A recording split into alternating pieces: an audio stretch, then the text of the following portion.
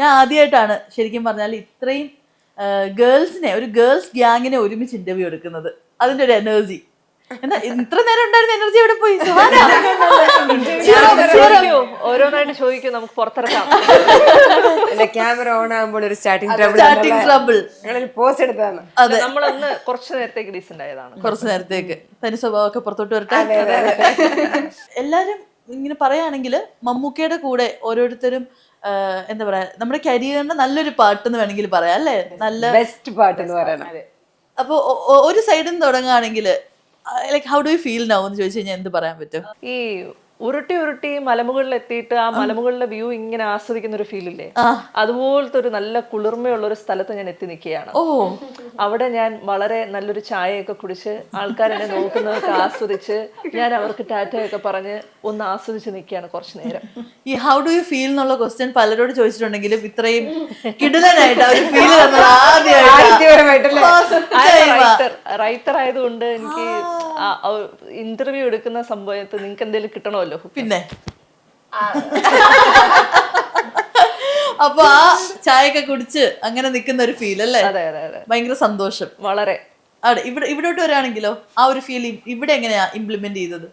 ഭയങ്കര രസമുണ്ട്, ഭയങ്കര രസമുണ്ട് എന്ന് പറഞ്ഞാല് ഞാൻ ചിരിക്കാൻ തുടങ്ങി എന്നുള്ളതാ. ഇതുവരെ ഭയങ്കര ഓരോ വർക്ക് വരണു. ഇപ്പൊ കഴിഞ്ഞ പാതിരാത്രി മൂവി ചെയ്തു.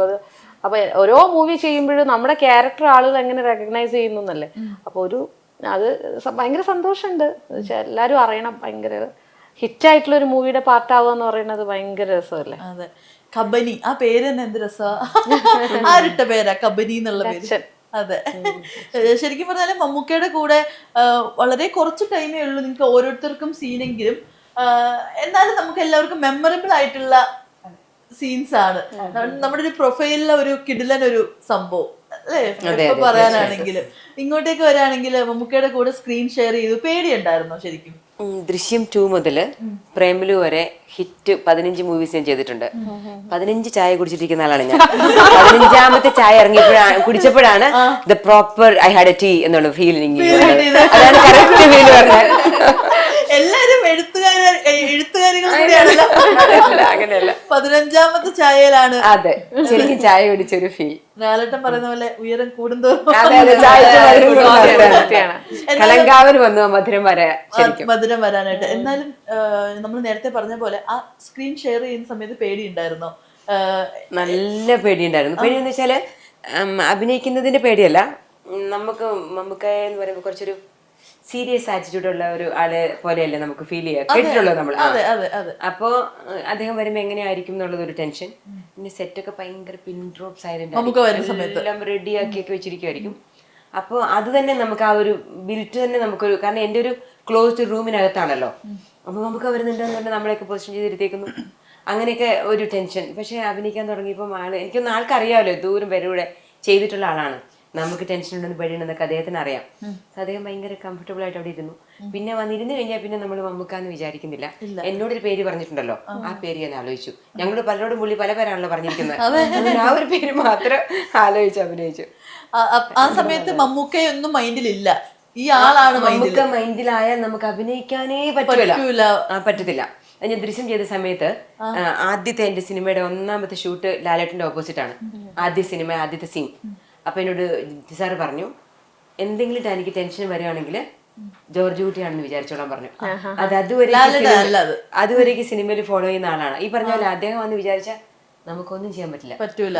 മമ്മൂക്കയോടുള്ള റെസ്പെക്റ്റും ആ ഒരു ഫാൻ ഗേൾ സംഭവം ഒക്കെ മൈൻഡിൽ കിടക്കുമ്പോൾ അത്രയും അധികായന്മാരായ അഭിനേതാക്കളല്ലേ അവര്, ചക്രവർത്തിമാരാണ്. അപ്പൊ നമ്മൾ എന്ത് ചെയ്താലും അവർക്കൊരു ബുദ്ധിമുട്ടാവും, നമുക്കൊരു ചിന്ത വരും.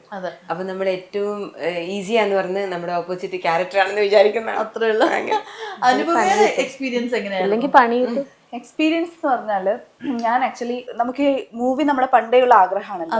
പക്ഷെ ഒരു സ്റ്റേജ് എത്തുമ്പോ എനിക്ക് ഒരു ഭയങ്കര ഒരു വിഷമമുള്ള ഒരു സ്റ്റേജ് എത്തി. അതായത് നമ്മൾ വിചാരിച്ച പോലെ കാര്യങ്ങൾ നടക്കുന്നില്ല, ഇനി ഈ ഫീൽഡ് വേണോ എന്നുള്ളൊരു തോട്ടൽ സത്യസന്ധമായിട്ട് പറയുകയാണെങ്കിൽ എന്റെ ഉള്ളിൽ വന്നിട്ടുണ്ടായിരുന്നു. അപ്പം ഇനി മൂവി വേണ്ട, നമുക്ക് നെക്സ്റ്റ് ഓപ്ഷൻ നോക്കാം എന്നുള്ളൊരു സ്റ്റേജിലാണ് എനിക്ക് കളങ്കാവൽ വരുന്നത്. അപ്പൊ ഇവിടെ നിൽക്കണം എന്നാണ് എന്റെ അർത്ഥം. അപ്പൊ കളങ്കാവൽ വന്നപ്പോ എനിക്ക് കിട്ടിയ ഒരു ആൾക്കാർ തിരിച്ചറിയുന്നു, അല്ലെങ്കിൽ ഇത്രയും റീച്ച്, ഇത്രയും വലിയൊരു സക്സസ് ആയിട്ട് മൂവിയുടെ ഭാഗമാവാൻ പറ്റി, അത് മമ്മൂക്കയുടെ കൂടെ.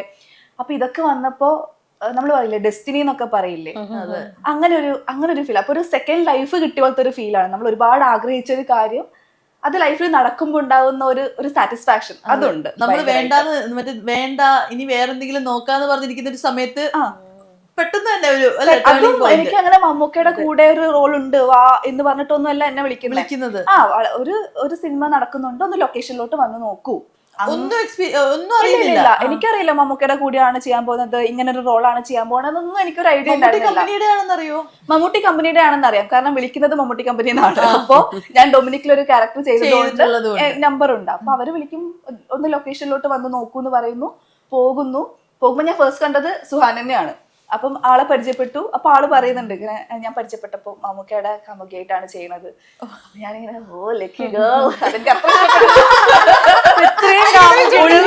ഉള്ളിൽ ചെറിയൊരു കുത്തുണ്ടായിരുന്നു, പക്ഷെ നമ്മളത് പുറത്ത് കാണിക്കാതെ അങ്ങനെ നിൽക്കുമ്പോഴാണ് നെക്സ്റ്റ് ആണ് ഞാൻ അറിയുന്നത് ഞാനും കാമുകിയാണ് എന്നുള്ളൊരു കാര്യം. അപ്പൊ എന്താ പറയാ, ഞാൻ പറഞ്ഞില്ലേ, നമ്മളൊരു സ്റ്റേജിൽ ഒരു സ്റ്റോപ്പ് ചെയ്യാം എന്ന് വിചാരിച്ച, വളരെ വേദനയോട് സ്റ്റോപ്പ് ചെയ്യാം എന്ന് വിചാരിച്ചൊരു കാര്യം, ഞാനൊരു കൈൻഡ് ഓഫ് ഡിപ്രഷൻ എന്നുള്ള വാക്കൊന്നും ഞാൻ യൂസ് ചെയ്യുന്നില്ല, കാരണം അതൊക്കെ ഭയങ്കര ഹെവി ആയിട്ടുള്ള, പക്ഷെ ഒരു സമയത്ത് ഒരു സെക്കൻഡ് ലൈഫ് കിട്ടിയ പോലെ അവിടുന്ന് അങ്ങോട്ടേക്ക് ഒരു സ്ട്രെസ്ഫുൾ ആയിട്ടിരുന്ന സമയത്ത്. അതെ അതെ അതെ, അത് ഭയങ്കര ഒരു മൊമെന്റ് ആയിരുന്നു. അതെ, നേരത്തെ പറഞ്ഞ പോലെ മമ്മൂക്കയുടെ കാമുകിയാണ് പറഞ്ഞില്ലേ. അപ്പം സുഹാനയുടെ വിചാരം സുഹാന മാത്രമാണെന്നാണോ ശരിക്കും? ഞാൻ ഈ കഥ ഇങ്ങനെ ഒരു അവിടുന്ന് ഇവിടുന്ന് ഒക്കെ മനസ്സിലാക്കി. ഞാൻ ചെറിയൊരു ഡിറ്റക്റ്റീവ് അവിടുന്ന് ഇവിടുന്നൊക്കെ മനസ്സിലാക്കി നമ്മൾ വിചാരിക്കുന്നു ഓക്കെ ഒരു 4-5 പേര് കൂടിപ്പോയ കാര്യം 21 പേരും ഞാൻ എന്നോട് 8 പേരെന്നേ പറഞ്ഞോളൂ. ഓണസ്റ്റ്ലി എന്നെ ഒരു കോൾ ചെയ്യുന്ന സമയത്ത് 8 പേരുണ്ടാവും. അങ്ങനെ പറഞ്ഞിട്ടാണ് നമ്മൾ അല്ല, ഞാൻ വിചാരിച്ചത് കട്ട് ചെയ്ത് പോകുന്ന, കാരണം ഡയലോഗ്സ് അങ്ങനെയാണ്. ആ ഡയലോഗിൽ പറഞ്ഞ കാര്യങ്ങൾ ഞാൻ ഈ മൂവിയിൽ ഷൂട്ട് ചെയ്തിട്ടില്ല എനിക്ക് വേണ്ടിയിട്ട്. അപ്പൊ അത്രേ ഉള്ളൂ. ഷൂട്ട് ചെയ്യുമ്പോഴും നമുക്കറിയാം അത്ര ഭാഗമേ ഷൂട്ട് ചെയ്തിട്ടുള്ളൂ. അപ്പൊ എന്റെ മനസ്സിൽ ഞാൻ ചിന്തിക്കുമ്പോ ഈ പറഞ്ഞ കാര്യങ്ങളൊന്നും ഞാൻ ചെയ്തിട്ടില്ല. അപ്പം ഇവരൊക്കെ കുറെ കാമുകിമാരായിട്ടുണ്ട് അവിടെ. അപ്പൊ ഇത് കട്ട് ചെയ്ത് പോകാനുള്ള ചാൻസ് ഉണ്ട് എന്നുള്ളൊരു കാര്യം എന്റെ മൈൻഡിലുണ്ട്. പിന്നെ മൂവിയുടെ ഒരു നമ്മള് 24-ലല്ലേ ഇത് ഷൂട്ട് ചെയ്യുന്നത്. അപ്പൊ മൂവി റിലീസ് ആവുന്ന എന്നുള്ള ന്യൂസ് ഒക്കെ വരുന്ന തുടങ്ങിയപ്പോ ഞാൻ പതിയെ ജിതിൻ ചേട്ടൻ ഒന്ന് വിളിച്ചു, ഞാനുണ്ടോ അതില്, ഞാൻ ഫേസ്ബുക്കിൽ ഇട്ടോട്ടെ. അവന് റിപ്ലൈ ഇല്ല. പിന്നെ പെടപെടെന്ന് എന്നോട് പറഞ്ഞു ഉണ്ട്, ചെയ്ത ഭാഗം ഉണ്ടെന്ന് പറഞ്ഞു. വീട്ടിൽ പോയിട്ട് 2 ഷോ ഓഫ് ഒക്കെ ഇറക്കി. കാതറിൻ അടുത്ത കാമുകി കല്യാണം കഴിച്ചു. ഞാനൊന്ന് ഒരു സ്റ്റെപ്പ് ക്രോസ് ചെയ്തു, ഒന്ന് അപ്ഗ്രേഡഡ് ആണ്. അതെ, സെറ്റിൽ ഈ പറഞ്ഞ പോലെ എനിക്കൊരു 4-5 പേരെ കാണാൻ പറ്റിയിട്ടുണ്ടായിരുന്നു. ലുക്ക് ടെസ്റ്റിന് പോയ സമയത്ത് അവിടെ മമ്മൂക്കയുടെ ഭാര്യയായിട്ട് അഭിനയിച്ച പുള്ളിക്കാരി ഉണ്ടായിരുന്നു. പിന്നെ ത്രിവേദ, ഒരു അവര് പോലീസ് ക്വാർട്ടേഴ്സിൽ ചെല്ലുമ്പോ മമ്മൂക്കയുടെ കൂടെ നിൽക്കുന്ന ഒരു ക്യാരക്ടറുണ്ട്, ആളുണ്ടായിരുന്നു. പിന്നെ നിസ അല്ലേ, നിസ ഉണ്ടായിരുന്നു. അപ്പൊ ഇത്രയും പേരെ ഞാൻ അവിടെ വെച്ച് കണ്ടിട്ടുണ്ടായിരുന്നു. അപ്പൊ ഈ പറഞ്ഞ പോലെ സെറ്റിൽ എത്തുമ്പോ തന്നെയാണ് എൻ്റെ അടുത്തും ഞാനും അറിയുന്നത് ഒരു കല്യാണം കഴിക്കുന്ന സീനാണെന്ന് പറഞ്ഞു. പക്ഷെ ആരേ എന്നുള്ളത് അപ്പോഴും ഇല്ല. അപ്പോഴും ഇങ്ങനെ പറഞ്ഞു വന്നപ്പോ ആരോ പാസ് ചെയ്ത് പോകുന്നതിന്റെ കൂട്ടത്തില് എൻ്റെ അടുത്ത് ഇങ്ങനെ പറഞ്ഞു പോയി, മറ്റേ മമ്മൂക്കയുടെ താലി കെട്ടുന്ന സീനിലേക്കുള്ള കൊച്ചാണ്. ഞാൻ മറ്റേ ആരെ എന്താ പറഞ്ഞ ഭയങ്കരമായിട്ട് ലഡുപൊട്ടി. അപ്പോഴും നമ്മുടെ മൈൻഡിൽ മറ്റേ മമ്മൂക്ക താലി കെട്ടുന്നു എന്ന് പറഞ്ഞാൽ മമ്മൂക്കയുടെ ഭാര്യയാണ്, നായികയാണ്, ഇനി കൂടുതലൊന്നും അറിയണമെന്നില്ല. അങ്ങനെ ഞാൻ കാരവനിൽ ചെന്ന് റെഡി ആവുന്ന സമയത്ത് മമ്മൂക്കയുടെ ഭാര്യയായിട്ട് ആക്ട് ചെയ്യുന്ന ആ ചേച്ചി റെഡി, ആ ചേച്ചി അത് മമ്മൂക്കയുടെ ഭാര്യയാണെന്ന്. ഞാൻ മമ്മൂക്കയ്ക്ക് 2 ഭാര്യ,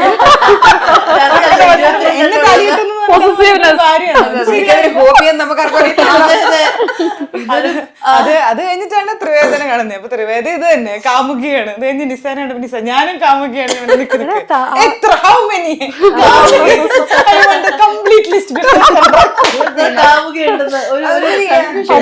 സ്റ്റോറി ഇങ്ങനെയാണ്, ഇങ്ങനത്തെ ഒരു പരിപാടിയാണ് എന്നുള്ളതൊക്കെ ഞാൻ അറിയണത്. അതെ.